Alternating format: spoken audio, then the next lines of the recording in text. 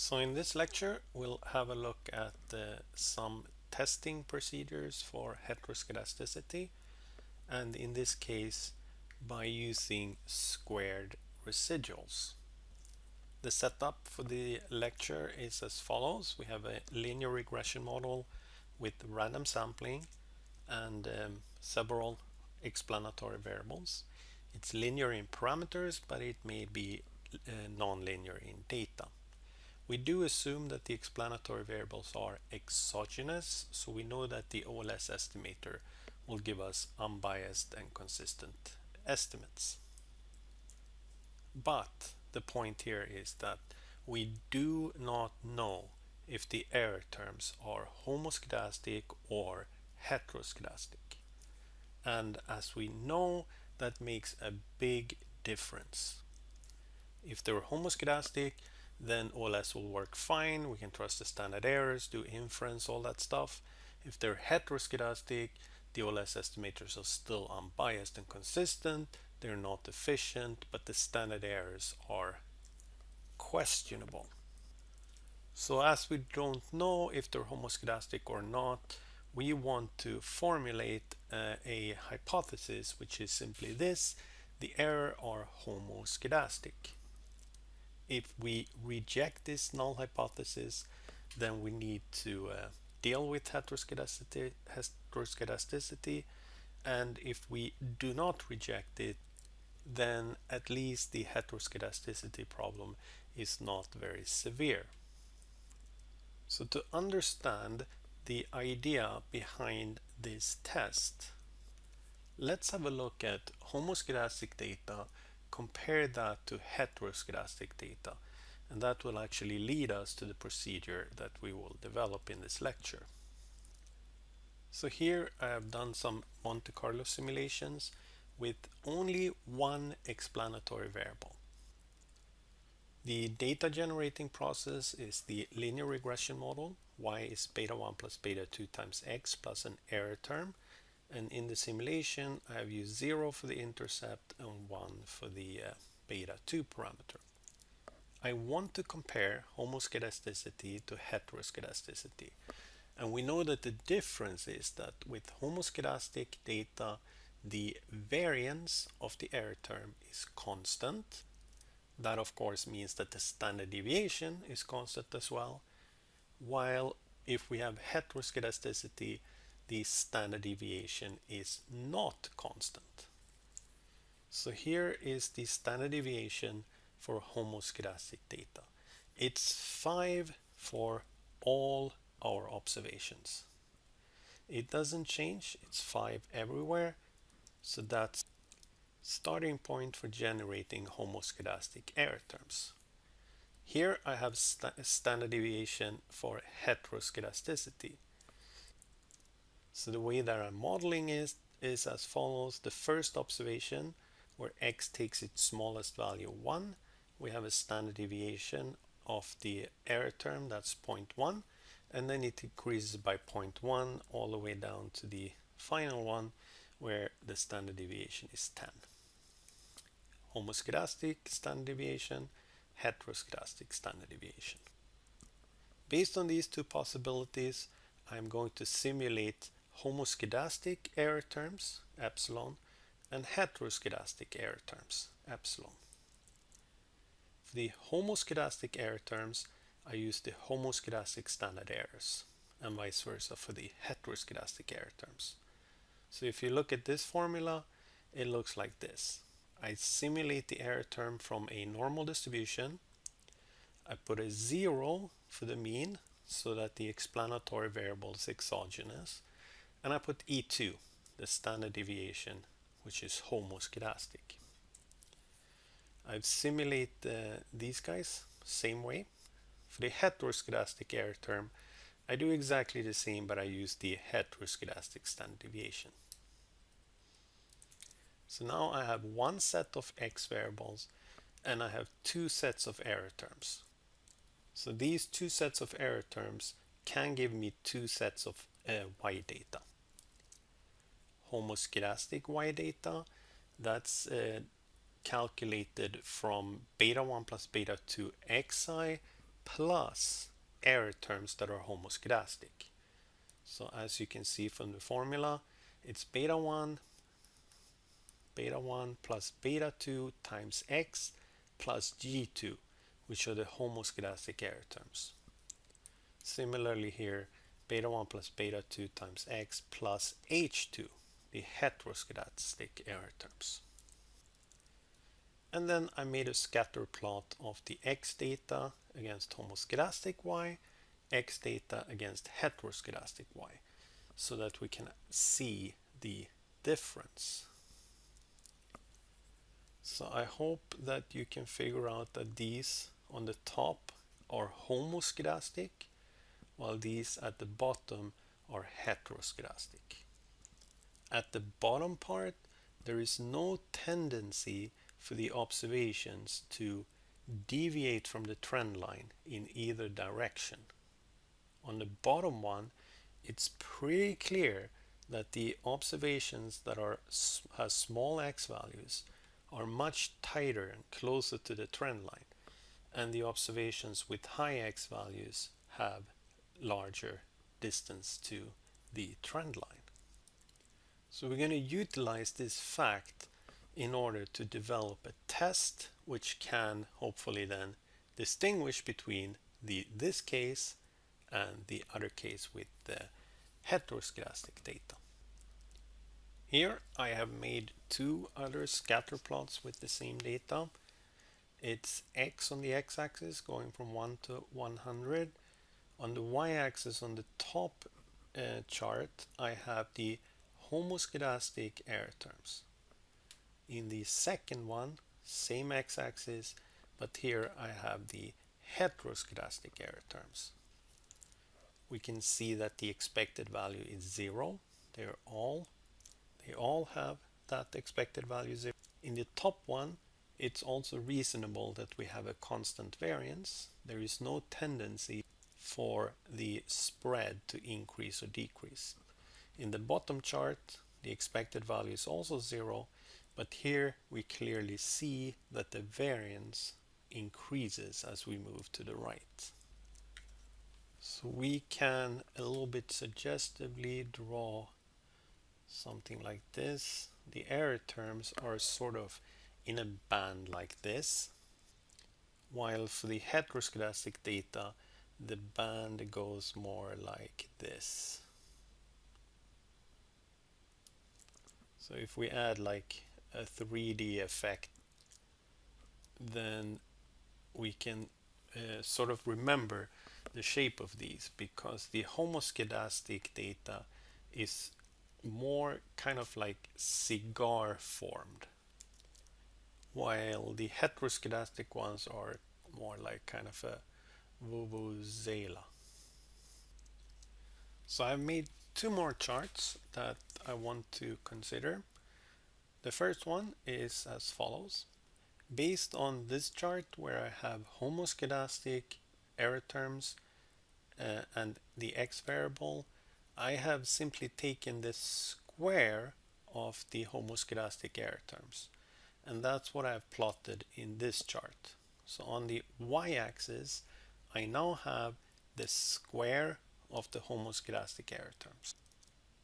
And then I've done the same thing with the heteroscedastic error terms, taking the square of them.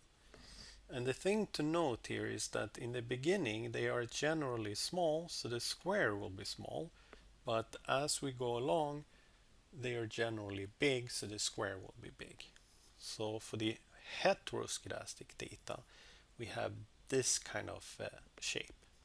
When x is small, the squared error terms are small. When x is large, the squared error terms are large.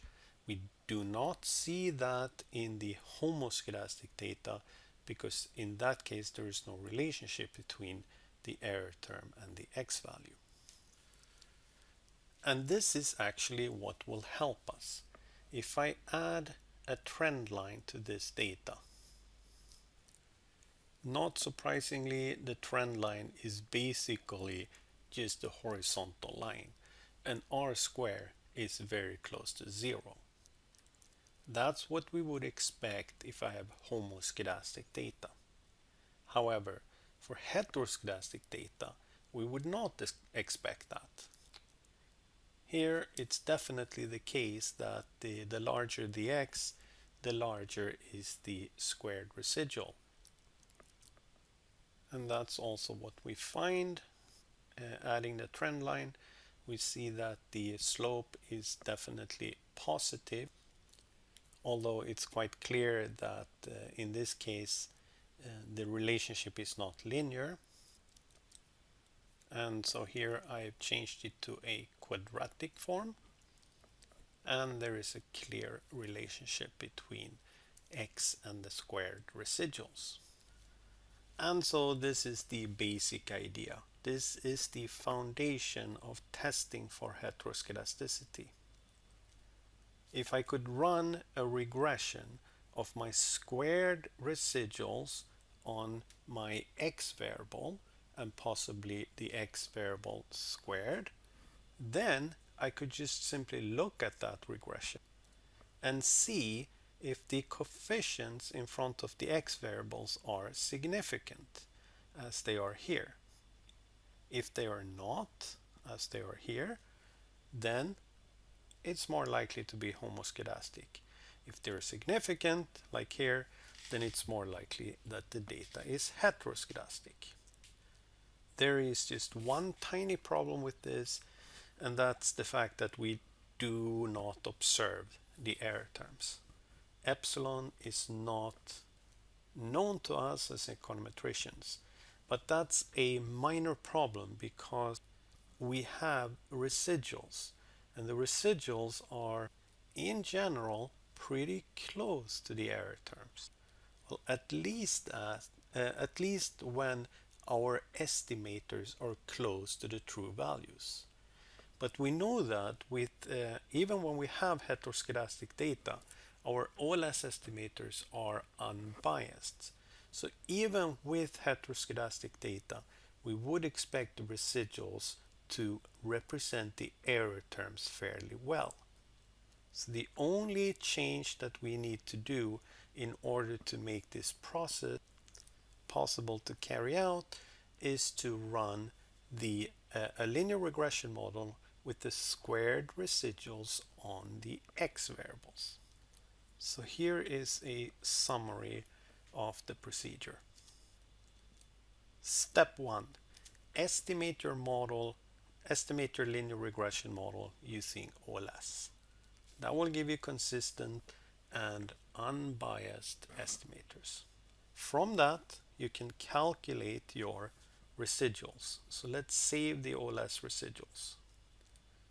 Next, we create something that we call an auxiliary regression. And this regression, your dependent variable is the square of the OLS residuals. So what should you use for explanatory variables in this case? Well, there are actually a bunch of choices that you can use. The two most common ones are the following. You always have an intercept in your regression. If you want to create a White's test following the recommendation of White, then you should include all the x variables, the square of all the x variables, and all interaction variables. So if you have x2 and x3, then you should include both those squared and the product of x2 and x3. If you want to follow the Bruch-Pagan approach, then you have more freedom in selecting explanatory variables. You should just simply include all the variables that you believe could affect the variance of the error term. And that could even include variables that are not in your regression model. However you specify the auxiliary regression, you estimate that using OLS. And the final step is then to test the null hypothesis that all parameters in the auxiliary regression, except for the intercept, are 0. And you actually have two choices of doing that. Either you can use the f-test or you can use something called the LM test. They will not give you exactly the same result, but they are both approximately correct, especially when n is large. The larger the n, the better the tests. The f-test is typically given to you in the regression model if you use the econometrics package. If you want to do the LM test, that's very easy as well to calculate. The test statistic is simply n times r square. And you get the critical value from the LM test from the chi-square distribution with r degrees of freedom, where r is simply the number of explanatory variables that you have in the auxiliary regression. So to carry out the test for heteroscedasticity using EViews and Gretel is very simple. First, you just run the regression like I have done here. Then you go to View, Stability Diagnostics. That's not it. You go to Residual Diagnostics and Heteroscedasticity Tests. You can see that the dependent variable in all cases are the squares of the residuals. So you don't have to do and collect the residuals and squaring them yourself manually. And you have a bunch of choices for which regressors to include. For example, if you pick white, it's going to include the intercept, GDP, and GDP squared. Let's say if you had one more variable like investment, then it would include GDP, investment, GDP squared, investment squared, and the product of GDP and investment, the cross term. So in this case, we have the following result, and this is exactly the auxiliary regression. This is the auxiliary regression. Residual squared, your dependent variable, we have included GDP and GDP squared. So the null hypothesis is that the square of the residuals is not affected by any of the x variables. That is to say, these two coefficients are actually zero. That's the null hypothesis. The test, you can see the F statistic right there, and you can see that the p-value is pretty much zero. So the null hypothesis of homoscedastic error terms is soundly rejected. That's precisely what we expected by just looking at the data. So the first line here, that's the F test. Alternatively, you can do the LM test, and that's the second line. The LM test is n times r squared. So that's the test statistic for the LM test. And the critical value, you get that from chi-square with 2 degrees of freedom, because we have two variables here. And the result is the same. The p-value is 0, so we reject the null using the LM test as well. In Gretel, run the regression using OLS, explaining consumption using GDP. Then you go to test, heteroscedasticity, and again you have some choices. Let's consider white. And here you have the auxiliary regression with constant GDP and the square of GDP. Gretel actually doesn't give you the F statistic for this test. It only gives you the LM test. So n, or it's called t in this case, times r square. That's the LM statistic. And you go from the chi-square distribution, but the p-value is 0, and you reject the null of homoscedasticity. So here's a generic example based on White's test. So in this example, let's say that we have two explanatory variables, x2 and x3. I want to test for heteroscedasticity. So the first step, run OLS, estimate beta 1, beta 2, and beta 3, and from that you can get your OLS residuals. Go ahead and square those. then the auxiliary regression will look like this. Epsilon I squared, that's your dependent variable in the auxiliary regression. You add, if you want to follow white, you add x2 and x3, you add the square of x2 and x3, and you add the interaction or cross term x2 times x3. Now, if you have a lot of explanatory variables, it's typically not possible to add all those cross terms because you end up with a whole lot of them. But with two explanatory variables, no problem, just get one.